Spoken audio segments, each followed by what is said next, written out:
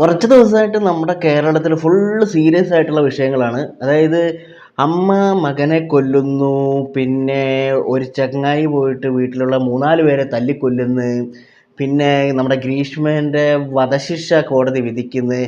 അങ്ങനെയെല്ലാം നടന്നുകൊണ്ടിരുന്ന കേരളത്തിലേക്ക് ഇന്നലെ നമ്മുടെ വിനായകൻ ചേട്ടൻ, നമ്മുടെ സിനിമയിലൊക്കെ അത്യാവശ്യം നല്ല റോളുകളൊക്കെ ചെയ്യുന്ന നമ്മുടെ വിനായകൻ, ആക്ടർ വിനായകൻ്റെ ഒരു തെറിപ്പാട്ട്, തെറിപ്പൂരം സ്വന്തം വീടിൻ്റെ ബാൽക്കണിയിൽ ഇരുന്നു കൊണ്ട്, സാധാരണ നിലയിൽ ബാൽക്കണിയിൽ ഇരുന്നു കൊണ്ട് നമ്മുടെ നായകന്മാരെല്ലാം എന്താണ് ചെയ്യല്, കൈ പൊക്കി കാണിക്കും. അതിന് പകരം നമ്മുടെ വിനായകൻ ചേട്ടൻ തുണി പൊക്കി കാണിക്കുന്ന ഒരു സീനാണ് കഴിഞ്ഞ ദിവസം വന്നിട്ടുള്ളത്. പിന്നെ വിനായകൻ്റെ കാര്യം പറയുകയാണെങ്കിൽ ഇതേപോലെ മാസത്തിലൊന്ന് അല്ലെങ്കിൽ 2 മാസം കൂടുമ്പോൾ ഒന്ന് എന്നുള്ള രീതിയിൽ ഇതേപോലെയുള്ള കുറേ വീഡിയോസ് ഇറങ്ങാറുണ്ട്. അതിനുശേഷം സാധാരണ പോലെ തന്നെ പുള്ളിക്കാരൻ വന്നിട്ട് നിരുപാധികം മാപ്പ് പറയുന്ന, നിരുപാധികം ക്ഷമിക്കണം എന്നെല്ലാം പറഞ്ഞിട്ട് മാപ്പ് പറഞ്ഞിട്ട് പോകുന്ന സ്ഥിതിഗതികൾ നമ്മൾ കുറച്ച് നാളുകളായിട്ട് കാണുന്നതാണ്. അപ്പോൾ ലേറ്റസ്റ്റ് ആയിട്ട് നമ്മുടെ വിനായകൻ്റെ ഒരു വീഡിയോ വന്നിട്ടുണ്ട്. ആ വീഡിയോ നിങ്ങളൊന്ന് കണ്ടു നോക്ക്. സംഭവം തെറിപ്പാട്ടാണ്, തെറിപ്പൂരമാണ് എന്നൊക്കെയാണ് പറയുന്നതെങ്കിലും നിങ്ങൾക്കിതിൽ തെറികൾ കുറവായിരിക്കും. കാരണം ബീപ്പ് സൗണ്ട് കാരണം നമുക്ക് അധികമൊന്നും കേൾക്കാനില്ല ഈ വീഡിയോയിൽ. എന്നാലും നമുക്ക് നമ്മുടെ വിനായകൻ്റെ പുതിയ ഒരു പെർഫോമൻസിലേക്ക് കടക്കാം.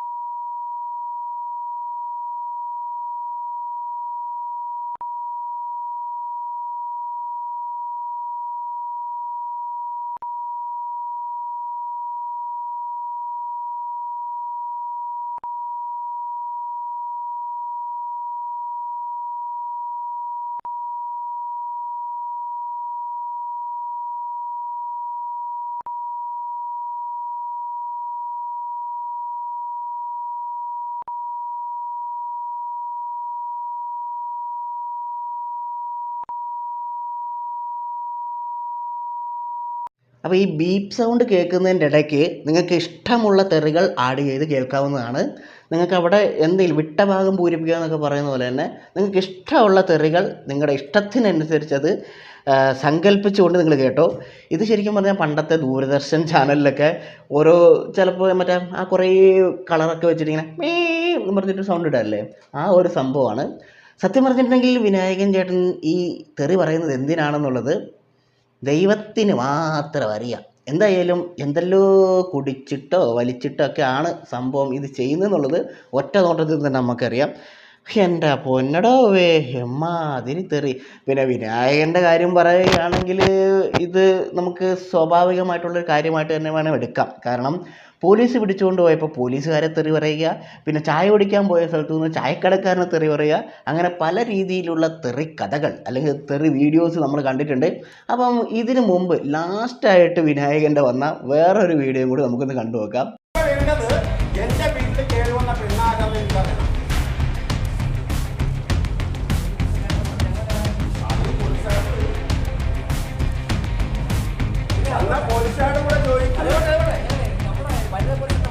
അതെനിക്കറിയാലേ, ഞാനൊന്നും പറഞ്ഞില്ല. എന്റെ വീട്ടിൽ കയറി വന്ന പെൺകോച്ചിനോട് ഞാൻ ചോദിച്ചു നിങ്ങൾ ആരാന്ന് ചോദിച്ചപ്പോൾ അവര് പോലീസാന്ന് പറഞ്ഞു. അപ്പൊ ഞാൻ ചോദിച്ചു എന്താണെന്ന് ചോദിച്ചു. അപ്പൊ നിങ്ങളുടെ ഐഡി കാണിക്കാൻ പറഞ്ഞിട്ട് ഐഡി ഇല്ല. സ്വാഭാവികം, എല്ലാ വീഡിയോസിലും ഒരേ ചലനങ്ങൾ, ഒരേ നൃത്ത അഭ്യാസങ്ങൾ, ഇതൊക്കെ തന്നെയാണ് നമുക്ക് കാണാൻ വേണ്ടി പറ്റുന്നത്. പക്ഷേ ഈ തെറികൾ എന്താണ് വിളിക്കുന്നത് എന്നുള്ളത് നമുക്കറിയില്ല. കാരണം അവിടെ നമുക്ക് ബീപ്പ് ഇട്ടേ പറ്റുള്ളൂ, ഇല്ലെങ്കിൽ പണി കിട്ടും. അതുകൊണ്ട് തന്നെ അവിടെയുള്ള തെറികളൊക്കെ നമ്മൾ തന്നെ ഊഹിച്ച് പൂരിപ്പിക്കേണ്ട ഒരു അവസ്ഥയാണ്. അപ്പോൾ ഇന്നലത്തെ തെറിക്ക് ശേഷം നമ്മുടെ വിനായകൻ ചേട്ടൻ ഒരു സ്റ്റാറ്റസ് അല്ലെങ്കിൽ ഫേസ്ബുക്കിൽ ഒരു പോസ്റ്റ് ഇട്ടിട്ടുണ്ട്. അത് ഇന്ന് ഇട്ടിട്ടുണ്ട്. അപ്പോൾ ആ പോസ്റ്റിൽ പറയുന്നത് എനിക്ക് തോന്നുന്നു ഇപ്പോൾ ബോധം വന്നപ്പോൾ ഇട്ടാന്ന് തോന്നും. അതിങ്ങനെയാണ് പറയുന്നത്: സിനിമാ നടൻ എന്ന നിലയിലും വ്യക്തി എന്ന നിലയിലും പല വിഷയങ്ങളും കൈകാര്യം ചെയ്യാൻ എനിക്ക് പറ്റുന്നില്ല.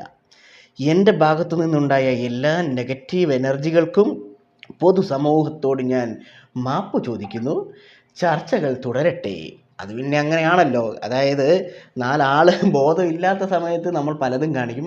ബോധം വന്നതിന് ശേഷം നമ്മൾ എന്ത് ചെയ്യും? അയ്യോ ചെയ്തത് തെറ്റിപ്പോയി, തെറ്റായി പോയല്ലോ, പൊതുസമൂഹത്തോട് ചെറുതായിട്ടൊന്ന് മാപ്പ് പറഞ്ഞ് നൈസായിട്ട് ഊരിയേക്കാം എന്നൊക്കെ വിചാരിക്കുന്നത് സ്വാഭാവികമായിട്ടുള്ള കാര്യമാണ്. പിന്നെ ഇവരൊക്കെ വലിയ സെലിബ്രിറ്റീസ് ആയതുകൊണ്ട് തന്നെ ഇതൊന്നും വലിയൊരു സംഭവമല്ല. കാരണം പോലീസിനെ ചീത്ത വിളിച്ചാലും അല്ലെങ്കിൽ പൊതുസമൂഹത്തിൽ ഇറങ്ങി ചീത്ത വിളിച്ചിട്ടുണ്ടെങ്കിലും ജസ്റ്റ് പോലീസ് സ്റ്റേഷനിൽ കൊണ്ടുപോവുക, എന്നിട്ട് അവിടുന്നും തെറി മേടിക്കുക അല്ലെങ്കിൽ അവിടുന്നും ചീത്ത മേടിക്കുക, അതിനുശേഷം വിടുക. പിന്നെയും ഇത് കുറേ നാൾ കഴിഞ്ഞിട്ട് ഇങ്ങനെ റിപ്പീറ്റ് ചെയ്യാം. ഇതൊക്കെ സെലിബ്രിറ്റീസിന് മാത്രം പറഞ്ഞിട്ടുള്ള കാര്യമാണ്. നമ്മളെപ്പോലുള്ള ഏതെങ്കിലും സാധാരണക്കാരാണെങ്കിൽ എൻ്റെ പൊന്നെ ഒറ്റ പ്രാവശ്യമേ പറയുള്ളൂ, പിന്നെ പറയാൻ വേണ്ടിയിട്ട് ബാക്കി കാണൂല. അപ്പം ഈ പോലീസ് സ്റ്റേഷനിൽ ഇരുന്നിട്ട് തെറി പറഞ്ഞ് ഞാനിങ്ങനെ കുറേ നേരമായിട്ട് പറഞ്ഞുകൊണ്ടിരിക്കുന്നുണ്ടല്ലോ. അപ്പോൾ ആ ഒരു വീഡിയോയും കൂടി നിങ്ങളൊന്ന് കണ്ടു നോക്ക്. നമ്മുടെ വിനായകൻ്റെ അതിസാഹസികമായിട്ടുള്ള പെർഫോമൻസ് ആണ്. ഞാൻ സത്യം പറഞ്ഞിട്ടുണ്ടെങ്കിൽ ആ വീഡിയോ കണ്ടപ്പം വിചാരിച്ചത് ഇത് ഏതോ ഒരു സിനിമേൻ്റെ ഷൂട്ടിംഗ് ആണ് എന്നാണ്. പക്ഷേ അതങ്ങനെയല്ല എന്നുള്ളത് പിന്നീട് വാർത്തകളിലൂടെ എല്ലാം മനസ്സിലായി. അപ്പോൾ നമുക്ക് ആ ഒരു പെർഫോമൻസും കൂടെ നോക്കാം. കാരണം വിനായകൻ എന്ന് പറഞ്ഞിട്ടുണ്ടെങ്കിൽ സിനിമയിൽ കിടിലൻ ആക്ടറാണ്. നമ്മുടെ ഇപ്പം ജയിലറിൻ്റെ അകത്തെല്ലാം കണ്ടിട്ട് എൻ്റെ പൊന്നടാവേ എന്ത് കിടിലൻ ആക്ടിങ് അല്ലേ. പക്ഷെ അതെല്ലാം പുള്ളീൻ്റെ നിത്യജീവിതത്തിലും കൊണ്ടുവരുന്നു എന്നുള്ളതാണ് ഒരു പ്രത്യേകത. അപ്പം നമ്മുടെ വിനായകൻ്റെ ലാസ്റ്റ് നമ്മുടെ ഒരു പെർഫോമൻസ് ഉണ്ട്, പോലീസുകാരുമായിട്ടുള്ള ആ ഒരു പെർഫോമൻസും കൂടി നിങ്ങളൊന്ന് കണ്ടു നോക്ക്. വെറുതെ ഒന്ന് ഓർത്തിരിക്കാൻ വേണ്ടിയിട്ടാട്ടോ. നിങ്ങളെല്ലാം കണ്ടിട്ടുണ്ടാവും, എന്നാലും കഴിഞ്ഞു പോയ കാലം കടലിനക്കരെ എന്നാണല്ലോ. അപ്പോൾ അതൊന്ന് ജസ്റ്റ് ഒന്ന് നിങ്ങളൊന്ന് കണ്ടൊന്ന് ഓർക്ക്.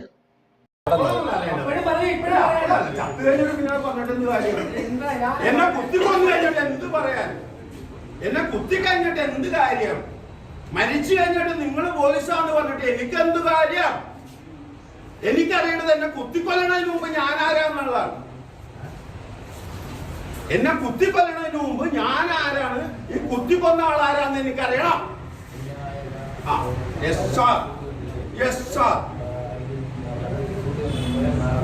അല്ല, ഞാൻ തീട്ടത്തിൽ നിന്ന് ജനിച്ചവനാണ്. ഞാൻ തീട്ടത്തിൽ നിന്ന പട്ടിയാണ്. എന്നെ ഉച്ചിട്ട് പേടിപ്പിക്കണ്ട. ഞാൻ തീട്ടത്തിൽ നിന്ന പട്ടിയാണ്, എന്നെ ഉച്ചിട്ട് പേടിപ്പിക്കല്ലേ. ഉച്ചിനല്ല ഉച്ചി, അല്ലെ കുഷു. തീട്ടം നിന്ന പട്ടീനെ കുഷു പേടിപ്പിക്കല്ലേ.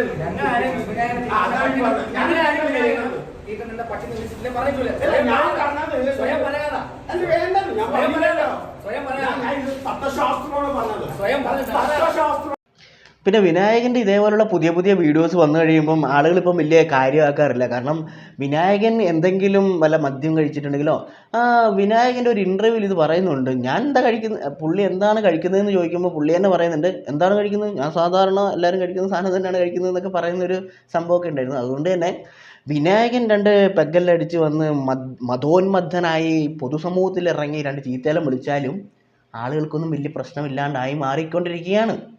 എന്ത് ചെയ്യാം, സെലിബ്രിറ്റിയായി ജനിച്ചു പോയില്ലേ. അങ്ങനെ എന്തായാലും വിനായകൻ്റെ പഴയ ആ ഒരു ശൈലിയിലേക്ക് വീണ്ടും മാറിയിരിക്കുകയാണ്. വിനായകൻ്റെ ഇപ്പം പുതിയതായിട്ട് ഇറങ്ങാൻ വേണ്ടി പോകുന്ന കുറച്ച് സിനിമകളുണ്ടെന്ന് തോന്നുന്നു. അപ്പം അതിനോട് മുന്നോടിയായിട്ട് ഇതേപോലെ 1-2 വീഡിയോസൊക്കെ വരുന്നത് വിനായകനെ ഓർക്കാൻ വേണ്ടിയിട്ട് നല്ലതാണ് എന്ന് വിചാരിച്ചിട്ടായിരിക്കും. എന്തായാലും അയൽവാസികളെ തെറി പറയുന്ന വീഡിയോ വേറൊരു അയൽവാസി നമ്മുടെ ടെറസിൻ്റെ മേലെ അല്ലെങ്കിൽ ആ പുള്ളിക്കാരൻ്റെ ബാൽക്കണിയിൽ ഇരുന്നു കൊണ്ട് പിടിച്ച വീഡിയോ ആണ് ഇപ്പോൾ വൈറലായിരിക്കുന്നത്. ഒന്നുമില്ല, ഇത് പ്രത്യേകിച്ച് കാര്യമൊന്നും നടക്കാൻ വേണ്ടി പോകുന്നൊന്നുമില്ല. ഇത് തെറി വിളിച്ചു വീഡിയോ എടുത്ത് പോസ്റ്റ് ചെയ്ത് ആളുകൾ കുറച്ച് നാൾ ഇതിങ്ങനെ അയ്യോ എന്താടാ വിനായക എന്താടാ ഇങ്ങനെയൊക്കെ എന്നൊക്കെ പറയും. പിന്നെ ഇതിങ്ങനെ ഇതാവും. കണ്ടോ, ഇപ്പം മാപ്പ് പറഞ്ഞില്ലേ, ഈ മാപ്പെല്ലാം കേട്ട് മാപ്പ് കൊടുത്തു, നാട്ടുകാർ മാപ്പ് കൊടുത്തു. ഇനിയിപ്പോൾ കുറച്ച് നാളിങ്ങനെ പതിയെ വീട്ടിൽ അകത്തിരുന്നുകൊണ്ട് തന്നെ ചീത്ത വിളിക്കുമായിരിക്കും. അത് കഴിഞ്ഞ് കുറച്ച് നാൾ കഴിയുമ്പോൾ വീണ്ടും ഇതേപോലെ നമ്മുടെ വിനായകൻ ചേട്ടൻ വരും, നാട്ടുകാരെയോ അല്ലെങ്കിൽ വീട്ടുകാരെയോ അല്ലെങ്കിൽ പുറത്തുള്ള ആരെങ്കിലോ ചീത്ത വിളിക്കും, വീണ്ടും മാപ്പ് പറയും. ഇതിങ്ങനെ റിപ്പീറ്റ് അടിച്ച് പോകും. അത്ര തന്നെ ഉള്ളൂ. അപ്പം വിനായകൻ്റെ ഈ വീഡിയോ നിങ്ങളെല്ലാവരും കണ്ടിട്ടുണ്ടാകുമെന്ന് എനിക്ക് തോന്നുന്നു. അപ്പോൾ എന്താണ് വിനായകൻ എന്ന് പറഞ്ഞിട്ടുള്ള ആക്ടറെക്കുറിച്ചും വിനായകൻ എന്ന് പറഞ്ഞിട്ടുള്ള ഒരു തെറിവിളിക്കാരനെ കുറിച്ചുമുള്ള നിങ്ങളുടെ അഭിപ്രായം എന്നുള്ളത് നിങ്ങൾ കമൻ്റായിട്ട് രേഖപ്പെടുത്തുക.